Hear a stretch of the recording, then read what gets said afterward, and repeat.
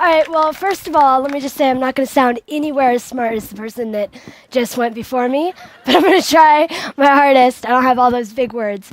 But my name is Claire Wineland. I am 14 years old, and I have an illness called cystic fibrosis. I could get into all the genetics of it, but I will totally bore you if I do. So as a result of it, though, I've had 25 surgeries. I've been hospitalized around 25% of my life, 1,000 days, give or take. I have to do treatments 4 to 5 times a day just to keep myself from coughing my head off. And my life expectancy when I was born wasn't really past 18 years old. And really, in general, my life has been my life, and I have always learned how to deal with it. And I know that everyone, when I explain all the things that I've been through in my life, it probably sounds like, oh, poor girl, I'm so sorry she's had to go through all this. But that's kind of what I want to explain to all you guys today, that I don't want you to feel poor girl with the oxygen tank. I want to be able to touch you in a way that other people can't, because I want to be able to explain the other side of a challenge or the other side of a problem. So really, my life began when I was, a baby, of course, and I think this is how... Hey, look, there it is. I am a cute baby up there. So when I was younger, growing up with an illness is always a challenge, but it was never a challenge in the way people, would think it would be. I had fun like every other kid. To me, I am every other kid in my eyes. But it was never every other kid in anyone else's eyes. I was always, oh, poor girl, can't go to school like everyone else, or, can't run like everyone else. You must feel miserable. But I never did feel miserable. I felt perfectly fine, and I loved my life. But, over time, the weirdest thing happened is I started to feel inadequate in a way because I didn't feel miserable. Like there was some weird joy in feeling miserable that I was, left out on. And, and I didn't understand it. But, of course, I wasn't Pollyanna. I still got frustrated with treatments, with pills. It was my life, whether it was good or bad, in the ups and downs.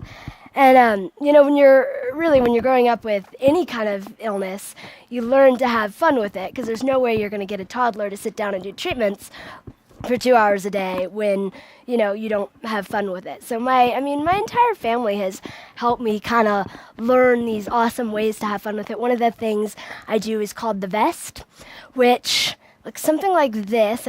So it looks something like the thing over me, and it basically shakes. You know how Howie Day was doing the weird voice thingy mabobber? It sounds like that, except faster.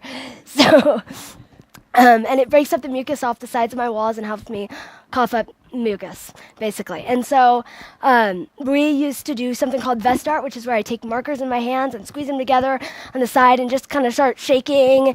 And it turns out looking something like this. I just put paper in front of it. Although this is years of motor skills with my hands, so it looks a lot better now than it did when I was 5 years old. But the whole point of it is life was always fun, and it always ended up being fine, But I never understood why other people couldn't really understand that I was happy and that I was fine. So I kind of, over time, I've learned to accept people's, I'm so sorry, and kind of just let it roll off my shoulders, But I found out, in other cultures and other, religions, having an illness was actually considered a blessing, or not only an illness, a problem or a challenge or adversity. It was considered a kind of a message from your higher power, like an open door. And the actual translation for problem was empowering situation. So I had my very own little empowering situation like a year ago. And I went to a regular surgery, and I came out and I had blood sepsis, attacked the weakest part of my body, which at the point was my lungs. And I went into lung failure. I was on a ventilator at first. That didn't work, so then they put me on an oscillator, which is like a ventilator on steroids. And, and I was in a coma for 2 weeks. And when I came out of it, the doctor said I had a 1% chance of living. And no kid with cystic fibrosis had ever come off of an oscillator and stayed alive before. So it's very cool to come out of it and really to see all the people that had kind of come out of the woodworks and come out from my past life and kind of support me in a way. And that was really, I mean, I got messages from people in Fiji and people in Israel saying that they were praying for me. Oh, I forgot to change to a clip. That was me in the coma. And just on a totally other side. So, it was a very empowering situation. And I kind of learned so much from it. And then from there, I ended up going to Alaska as kind of a dream trip. It was supposed to be, all chill, beautiful scenery, and it ended up being this crazy, impactful, adventure. I got to have dinner with the senator. I got to fly in a U.S. helicopter. I got to do so much awesome things I never thought I could do. And that kind of what inspired me to help other kids with CF kind of travel. So my foundation, the Clear Space Foundation, kind of started off as a helping kids travel and helping kids kind of see the world who have CF, because it's a pain in the bottom sometimes, I gotta admit, getting all the medical stuff on the plane. But, it kind of grew into so much more than just helping kids travel. It kind of grew into this crazy helping kids with everything, because cystic fibrosis is actually the #1 genetic illness in the world, and there's no government funding for it at all. So as a result, all of the funding from people kind of goes to the cure, which is awesome, but there's nothing for now. There's nothing to help kids or families dealing with it right now. So that's kind of what we want to do. Let them know that their life is not ruined because of an illness, that it actually can make it even more rich and fulfilling and beautiful. And that's kind of what my whole life has been about, is trying to help other people understand truly how rich having a problem can make your life.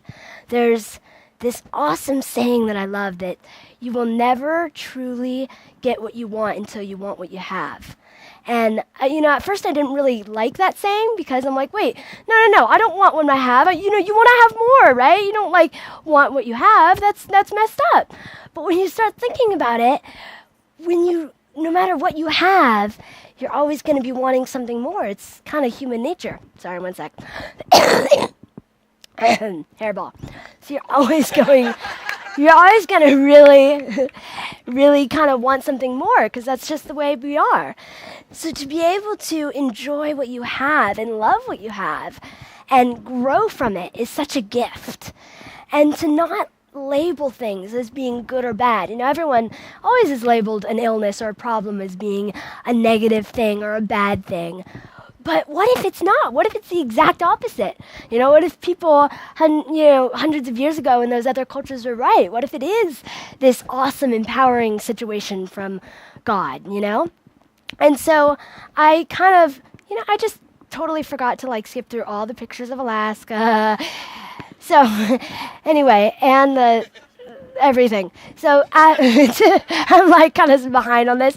Just forget about the pictures. Just hear my words.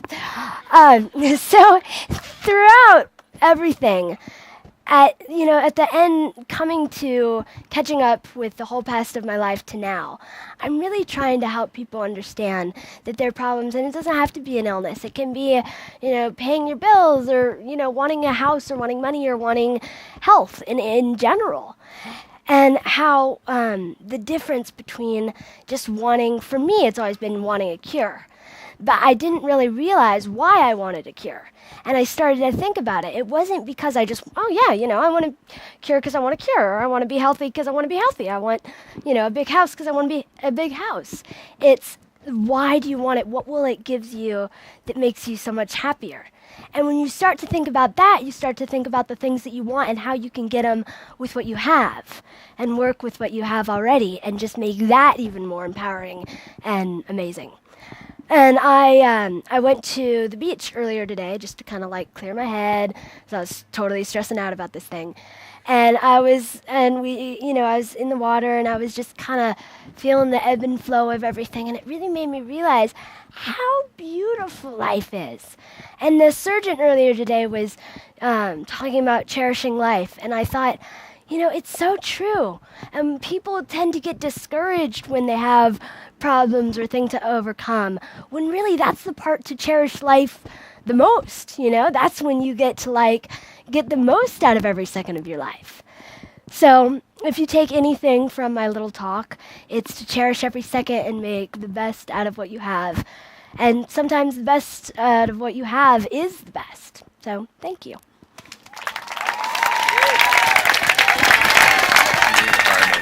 Let's see here. Claire, you know what? I think we want to see your slides. I think the world wants to see your slides. Let's just have you take the world, because the world is out there watching this live. I actually heard from someone who knows that there are people in Italy watching this right now. I don't know if they're awake, but at least at one point there were. So, well, I think they said so Italy, if you could just take the crowd. Italy lived the longest, right? Apparently, from what we learned today. So you'll take this with you the longest. All right. So this was me as a baby. Actually, at the time, I was going through this crazy like panting phase where I couldn't stop panting for like 2 weeks. My lungs were doing some crazy stuff, and you know I totally didn't care. I was kind of happy and up sitting laughing. This is me doing my vest, obviously, and this was vest art. This is me in the coma, which we got very few pictures of the coma because we didn't kind of want to jinx it in a way. We didn't want to be like, yeah, let's take pictures. Oh, darn. You know, so, but that was one of the few ones we had. And then this was when we got to Sitka, Alaska. This was flying in a biplane over Alaska to the beautiful island of Baranof, I want to say it was called.